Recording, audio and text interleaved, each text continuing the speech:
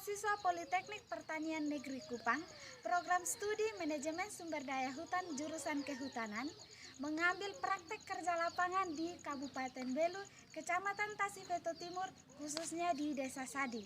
Judul yang saya ambil yaitu kearifan lokal masyarakat suku Kemak Sadi memanfaatkan tanaman tarum sebagai zat pewarna kain. Mari kita simak proses pelaksanaan pembuatannya. Tanaman tarum banyak dimanfaatkan oleh masyarakat suku Kemak Sadi yaitu sebagai zat pewarna. Bagian yang dimanfaatkan sebagai zat pewarna adalah daun tarum. Penggunaan tanaman tarum sebagai zat pewarna alami sudah turun-temurun digunakan.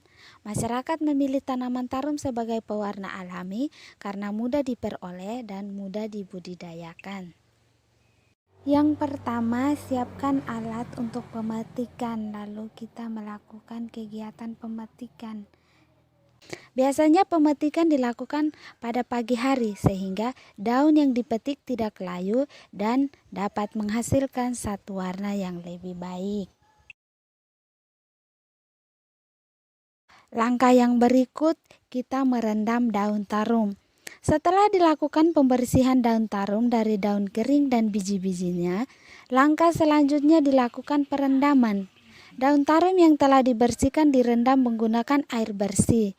Rendaman daun tarum dengan air bersih 5 liter untuk 1 ember oker selama 1 hari atau 24 jam.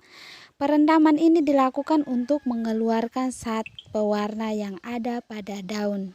Kemudian pemisahan atau penyaringan daun tarum. Setelah daun tarum direndam selama 24 jam, kemudian kita pisahkan daun tarum dengan air tarum. Kemudian kita saring agar tidak ada ampas yang tertinggal.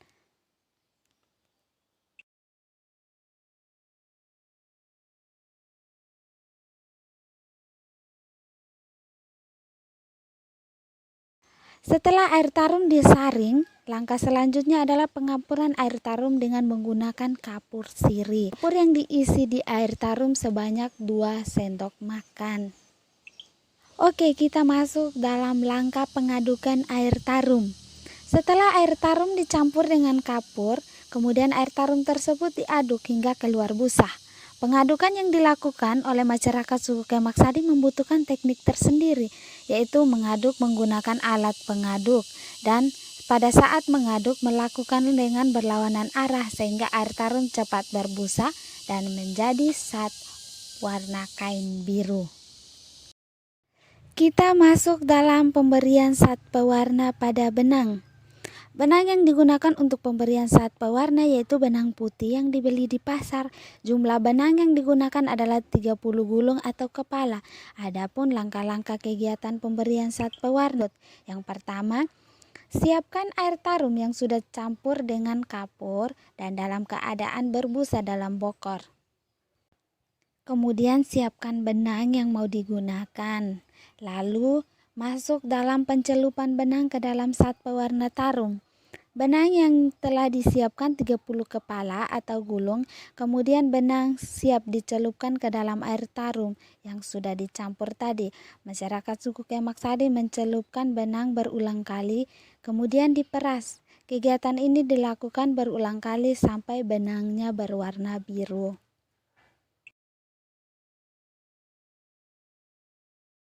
Oke, kita masuk dalam penjemuran benang. Benang yang telah diberi zat pewarna kemudian dijemur. Penjemuran dilakukan di naungan, artinya tidak boleh terkena matahari. Setelah benangnya kering, masyarakat suku Kemak Sadi masih mencucinya menggunakan sampo sehingga benang lebih mengkilat atau warna lebih terang. Setelah dijemur dan kering, maka benang bisa digunakan untuk tenun. Selanjutnya kita masuk dalam proses pembuatan motif kain suku Kemak. Masyarakat suku Kemak Sadi memiliki motif kain yang turun-temurun. Motif yang digunakan masyarakat suku Kemak dibuat dengan pikiran tanpa ada buku atau gambar. Tidak semua masyarakat bisa membuat atau mengikat motif kain tenun suku Kemak, tetapi hanya ada beberapa orang saja yang bisa membuatnya.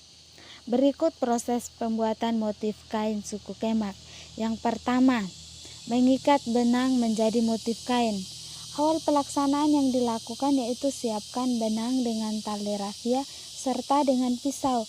Kemudian ikat benang dengan rafia sesuai dengan motif yang diketahui.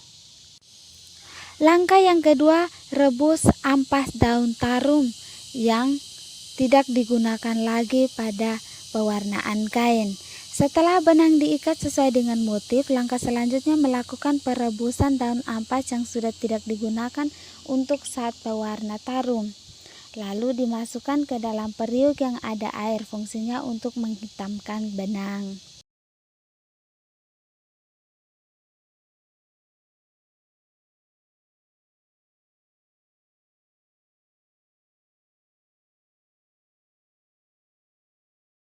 Sebelum benang dicelupkan di dalam daun tarum yang direbus, masyarakat suku Kemak terlebih dahulu mencelupkan di dalam lumpur.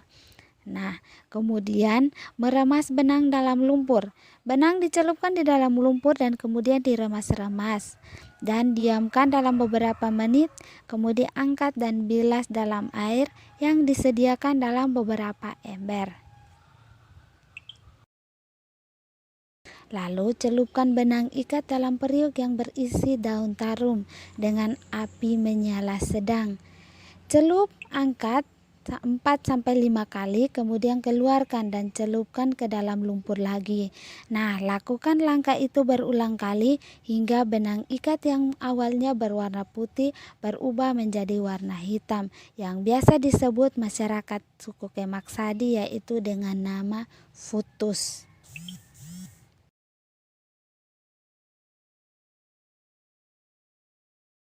Setelah benang berwarna hitam yang biasa disebut dengan futus, langkah selanjutnya yaitu mencuci futus menggunakan air bersih. Bilas futus sampai tidak ada lumpur atau air dalam keadaan jernih. Kemudian cuci futus menggunakan sampo agar bersih dan warnanya semakin mengkilat. Penjemuran futus bisa dilakukan di bawah terik matahari hingga futus kering seperti semula. Langkah berikut yaitu pembukaan ikatan pada futus. Setelah futus benar-benar kering, maka berikut yang dilakukan adalah membuka ikatan rafia pada futus dengan menggunakan pisau. Lakukan dengan berhati-hati agar pada saat memotong rafia, pisau tidak mengenai benang.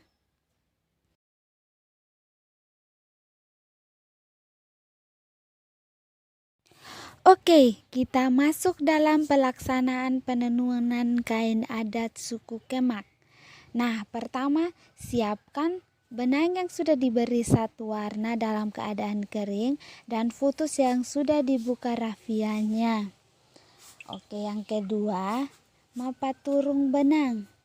Benang yang sudah diberi warna selanjutnya dilakukan kegiatan mapa turung benang. Mapa turung benang adalah kegiatan yang dilakukan untuk mengurai benang agar tidak kusut setelah dilakukan pencelupan warna dan penjemuran. Langkah yang berikut yaitu menata futus. Benang ikat atau futus kemudian dimasukkan ke dalam alat yang terbuat dari bambu. Setelah itu rapikan futus, tujuannya agar futus yang dibuat sesuai dengan gambar motif.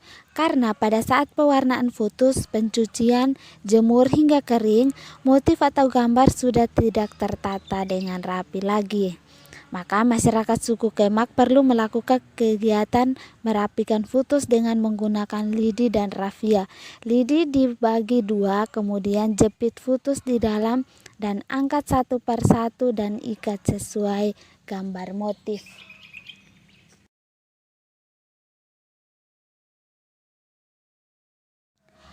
Menyatukan futus menggunakan air beras. Nah, istilah Kemaknya metihutus.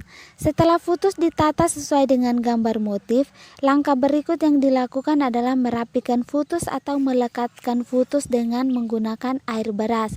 Masyarakat suku Kemak melakukan metihutus tujuannya agar pada saat tenun motif atau gambar tetap rapi dan tidak tergeser sehingga menimbulkan gambar motif kain pecah.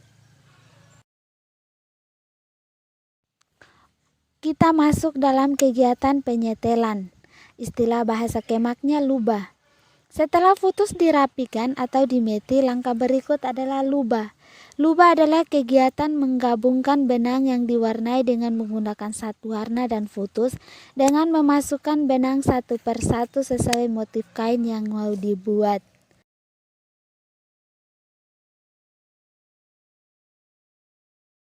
Oke, kita masuk dalam menenun. Setelah kegiatan lubah selesai, maka selanjutnya pindahkan ke alat tenun untuk melakukan penenunan sarung adat suku Kemak. Waktu penenunan masyarakat suku Kemak Sadi disesuaikan dengan kecepatan tangan masing-masing.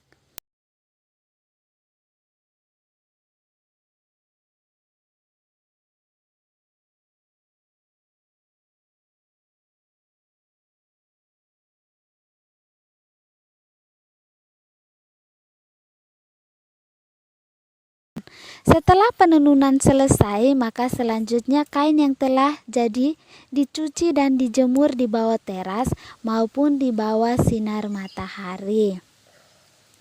Nah, pemanfaatan kain tenun. Masyarakat suku Kemak Sadi melakukan kegiatan menenun untuk memenuhi kebutuhan mereka. Selain digunakan sebagai pakaian sehari-hari, biasanya kain yang telah ditenun dijual di pasar dengan harga yang cukup mahal, yaitu 650.000 sampai dengan 1 juta atau untuk keperluan ritual adat istiadat.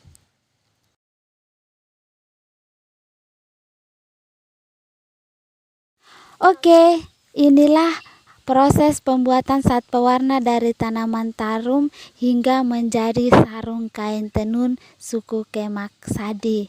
Sekian dan terima kasih.